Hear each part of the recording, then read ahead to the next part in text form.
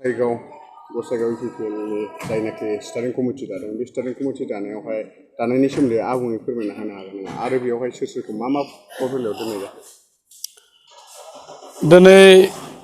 गसाइगाव जिल्ला इलेक्शन स्टारिं कमिटिखौ जोङो दाफुंनानै लानाय जाबाय आरो बे कमिटि बसुमतारी बिथांखौ चेयारमेन हिसाबै लानानै मोनसे आबुं कमिटिखौ जों दाफुंनानै लादों आरो फैबाय थानाय समाव बे स्टारिं कमिटिनि दारैनो जोङो जोंनि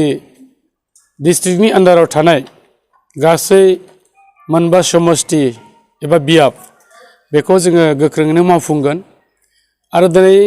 जाय जोंनि कर्मि बिथांमोन बेवहाय बाहागो लानानै बिथांमोना जेरैबायदि गोसो गुदुङै फैबाय थानाय बिटिसि बिसायख'थियाव बाहागो लानाय जे बाथ्राखौ फोरमायनायजों लोगोसेयै जोंनि मोनफ्रोमबो बियाबा जे दिनैनि तारिखाव मोजां मोनसे परिबेसनि गेजेरजों लोगोसे देरहानो हानाय जे मोनसे परिबेसा फैबाय बेखौ दिनैनि स्टारिं कमिटि दानायनि मेलनि गेजेरजों जोङो बेखौ मोनथिनो हाबाय। गतिके जों सानो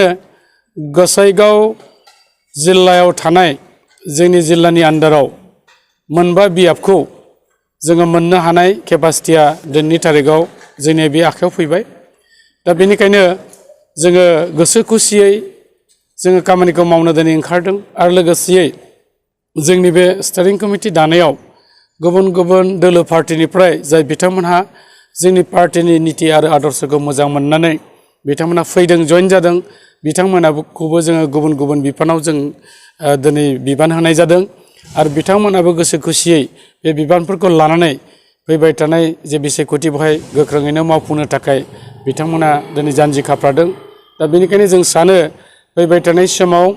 बे बिसायख'थियाव जोंनि इउपिपिएल दोलोजों फेर फाथिनो हानाय बबेबा मोनसे दोलो दं होननानै जों सानाखै आरो जोङो 30निफ्राय 35 सिट देरहानानै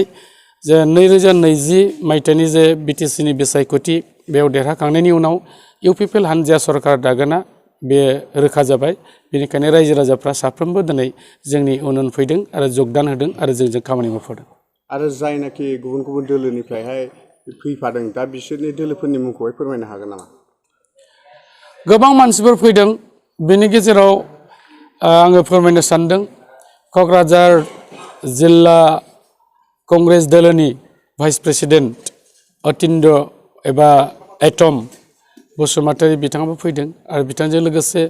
प्रदीप बसुमतारी बिथाङाबो फैदों। बुंनो थाङोबा नाम मख'नांगौबा गोबां जायो किन्तु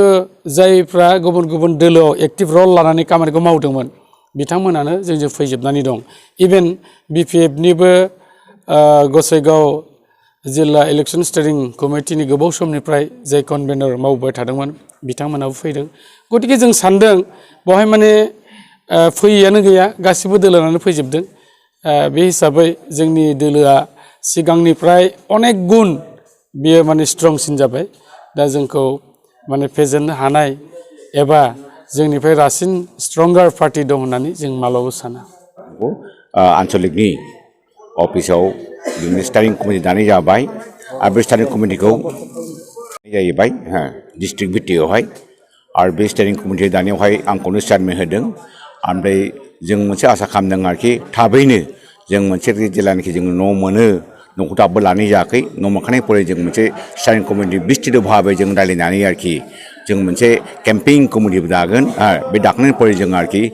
जुद्धकालीन अबस्थायावहाय जोङो जोंनि जे इलेक्सन बे इलेक्सनावहाय देरहानो थाखाय जों आरोखि गामै भुঁयै जेरावबो जों हाबगोन गामिफ्राव जेरावबो हाबगोन जोङो ओमफ्राय जों देरहाथारनांगौ बेखिनिखौ जों आसा लादों आरोखि।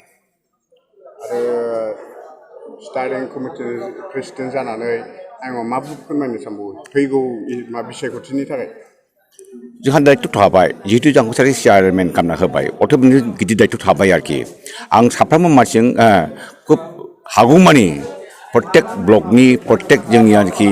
जे प्राइमारि बेफोरनि मानसिबो जों जगाजग खालामगोन आरो हागौमानि जोङो आरोखि गामिफ्राव हाबगोन हाबनानै जोङो आरोखि रायजो राजाखौ जोंनि जे पार्टिनि जे गासिबो जे उद्देश्य बे उद्देश्यखौ जों रायजोनो होनगोन बेखेवना होगोन रायजोफोरनिफ्राय जों आरोखि भटखौ बिगोन आरोखि आं आसा खालामो जोंनिसो देरहागोन एबार।